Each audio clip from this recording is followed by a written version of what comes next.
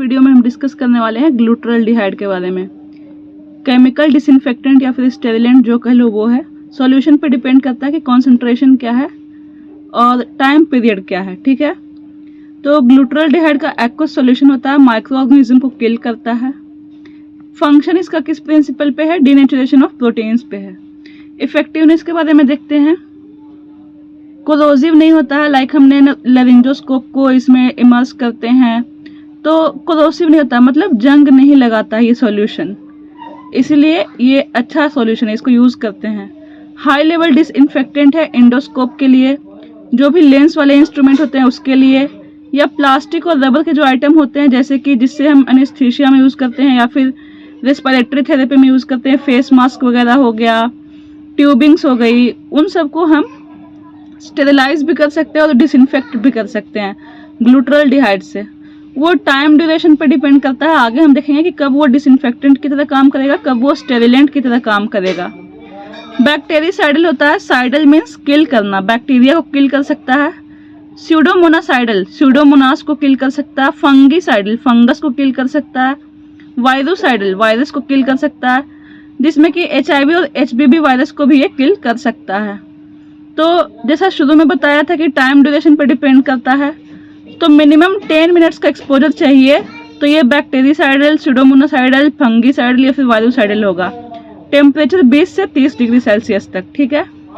ट्यूबरकुलोसाइडल, जो ट्यूबरकुलोसिस की बैक्टीरिया होती है, TB की, उसको भी ये किल कर सकता है। 2% सोल्यूशन उसका यूज करना होगा 25 to 30 डिग्री सेल्सियस पे।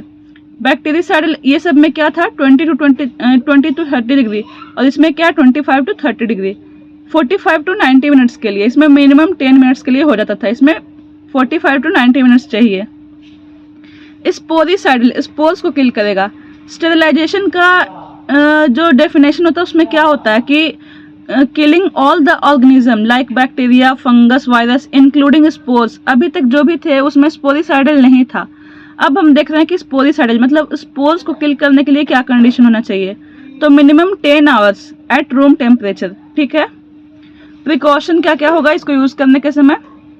ऑर्गेनिक डेब्रिज रिमूव, जो भी मतलब हमने मान के चलो फॉर एग्जांपल हमने लैरिंजोस्कोप लिया या फिर बूजी को हम इमर्स करना चाह रहे हैं उसमें ग्लूटरल्डिहाइड के सॉल्यूशन में, तो हमने पहले किसी पेशेंट पे यूज किया तो उस पर कुछ ना कुछ ब्लड के टिश्यूज लगे होंगे, ब्लड्स लगे होंगे, सलाइवा लगा होगा, तो जो भी ऑर्गेनिक डेब्रिज है उनको रिमूव करना है अच्छे से क्लीन करके।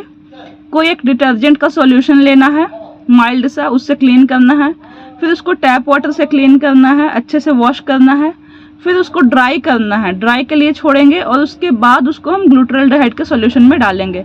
ऐसे ही नहीं कि हमने उसको एक पेशेंट से यूज़ किया तुरंत उसको ऐसे ही उसको उसमें इमर्स कर देना, ऐसा नहीं है। जो डेब्रिज है उसको पहले क्लीन करना है, वॉश आउट करना है अच्छे से, उसके बाद हम उसमें ग्लूटरल्डिहाइड में डालना है। और ग्लूटरल्डिहाइड से भी जब निकालेंगे ना तो उसको अच्छे से थॉरली रिंस्ड, अच्छे से उसको वॉश करना है, स्टेराइल वाटर से करना है, क्योंकि वो ग्लूटरल्डिहाइड में था तो जितने टाइम के लिए रखा गया होगा, अगर 25 to 30 डिग्री सेल्सियस के लिए, यहाँ पे हमने देखा कि अगर 25 से 30 एवरेज लेके चलो कि 20 से 30 के टाइम में ड्यूरेशन में रहेगा तो वो डिसइंफेक्टेंट की तरह काम करेगा, क्योंकि सिर्फ बैक्टीरियाज, वायरस ये सब किल हो रहे हैं। लेकिन अगर 10 आवर्स के लिए रहेगा तो वो एज ए स्टेरिलेंट काम करेगा, क्योंकि स्पोर्स भी किल हो रहे हैं। तो उसको अच्छे से ग्लूटरल्डिहाइड सॉल्यूशन ना रहे, क्योंकि वो इरिटेंट होता है म्यूकोसा मेम्ब्रेन से या फिर किसी भी टिश्यू में, या फिर उसका ऑर्डर और फ्यूम्स भी होता है ना, वो इरिटेंट होता है, उससे इरिटेशन होती है। तो वो ग्लूटरल्डिहाइड का सॉल्यूशन उसमें नहीं लगा रहना चाहिए, उसको अच्छे से धो देना है स्टेराइल वाटर से, टैप वाटर से नहीं, ग्लूटरल्डिहाइड से निकालने के बाद।